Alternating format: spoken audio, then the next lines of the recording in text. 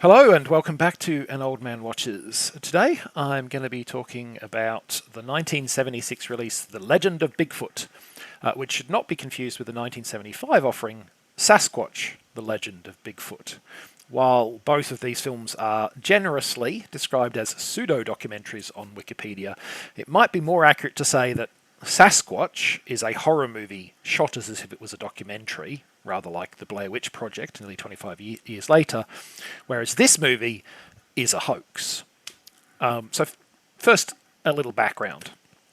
Believe it or not, back in the 70s and even into the 80s, the question of whether Bigfoot was real or not was something that people genuinely debated. Earnest research teams set out to find it, as well as to search for the Loch Ness Monster. They had no success in either case, of course, because Bigfoot and Nessie don't exist. Despite the continuing lack of credible evidence for either creature, something of a cottage industry grew up in the supposed cryptozoology field, with one of the chief proponents being self-proclaimed animal tracker, woodsman, hunting guide, explorer and adventurer Ivan Marks. Now, this is actually the first of no less than 3 Bigfoot films that Marks would make, ending with Bigfoot Alive and Well in '82, which I am sure is every bit as thoroughly researched and reputable a production as that title suggests. Now, as a supposed documentary, The Legend of Bigfoot has only a very light storyline. Marks presents himself as initially sceptical of the creature's existence, but that he began to believe otherwise when he found a bear with its neck snapped and strange footprints in the mud nearby. From there, he goes on to present his so-called investigation into the matter and the allegedly compelling evidence he's assembled for the creature's existence. We'll discuss that supposed evidence shortly, but before we do, I just want to make really clear and reiterate the fact that when this movie was made, people genuinely believed that Bigfoot might exist. In 1976, the year this film came out, the New York Times sponsored a 25-person to look for the Loch Ness Monster and put the announcement of said exposition on the front page. Like, people were genuinely looking for this stuff like it might be there. In 1977, the FBI conducted forensic examination of supposed Bigfoot hair specimens. Probably mostly just to get rid of the person who kept asking them to do it, but still, real-world government laboratories committed studies on Bigfoot. They determined those hairs to have come from an animal from the deer family, which I'm sure comes as a bigger shock to you as it did to me. Now, why am I reiterating this historical context? Because before I go on to explain the many ways in which this film is ludicrous nonsense, I do have to acknowledge that it is also, in some ways, a fascinating window into what was genuine, a very different world to today. Which does not in any way diminish the fact that this movie is ludicrous nonsense, mind you. Despite an investigation he claims has been ongoing for a decade, presenter Ivan Marks does of course offer almost no actual footage of supposed Bigfoot. The few seconds of video that do supposedly depict the mythical creature are of course poorly focused, taken at a distance, and look suspiciously like a man in a gorilla suit. Instead, almost the entire runtime of the film is given over to footage of other animals, real animals, while Marks regales us with his theories about how Bigfoot lives and how it avoids detection by humans. We start with the core of his argument for the creature's existence, which is that there are tales of this creature in many areas. Surely such stories could not become so widespread without some truth to them. Actually, Mr. Marks, tales of dragons are found all over the world, and yet I'm not in any danger of having my house burned down by a giant flying lizard. This is not actually compelling.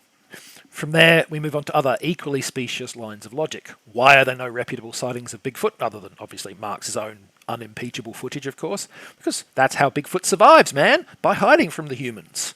Why are there almost never any sightings of child Bigfeet? Because they migrate thousands of miles a year to breed high above the Arctic Circle. Why have no remains ever been found? Because they carry their dead with them as they migrate thousands of miles a year, and they bury the bodies in crevices in the glaciers where they breed, high above the Arctic Circle. You'll hear that phrase, high above the Arctic Circle, repeatedly in this movie. This is a film where the following logic is genuinely offered up to us, albeit gusset up in as much bombastic rhetoric as Marks can manage. A native told me that the Bigfoot breed where the moose mate. I went where he said, and I saw some moose. Therefore, Bigfoot is real. That is literally an argument this movie makes. Having made mention of Marx's bombastic, overblown narration, I have to say that it's a feature of the film that deserves to be called out for individual discussion. Because not only does he offer up these supposed deductions and discoveries without a shred of credible evidence to support them, because no such evidence exists, He also does so with swaggering, self-aggrandizing smugness. Now, no doubt this is in large part a deliberate tactic. When you're making unsubstantiated claims, it can be an effective strategy to adopt an arrogant superiority, waving away any criticisms as coming from those who lack your deep insight and profound intellect. A case of, clearly, I have unimpeachable evidence, or I would not say these things, but you are too feeble-minded to understand that evidence, as your attempts to question me have demonstrated. QED, by questioning me, you are wrong.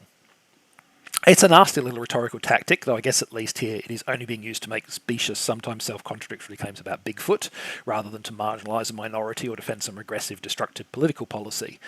Still, if you find this kind of I am the smartest guy in the room, or Forrest in this case I guess, attitude annoying, you're definitely going to struggle with Mr. Marx's self-congratulatory tone. So does the movie have anything at all to recommend it? I mean, well, some of the nature footage is actually decent, I guess, or might be, provided you are able to access the film in a format that hasn't been degraded by multiple poor quality transfers. Certainly the version I saw looked pretty terrible, with lighting and colour issues aplenty. If you do find a decent quality version, however, the film offers footage of a cinnamon bear, the northern lights, Alaska moose, and various other creatures.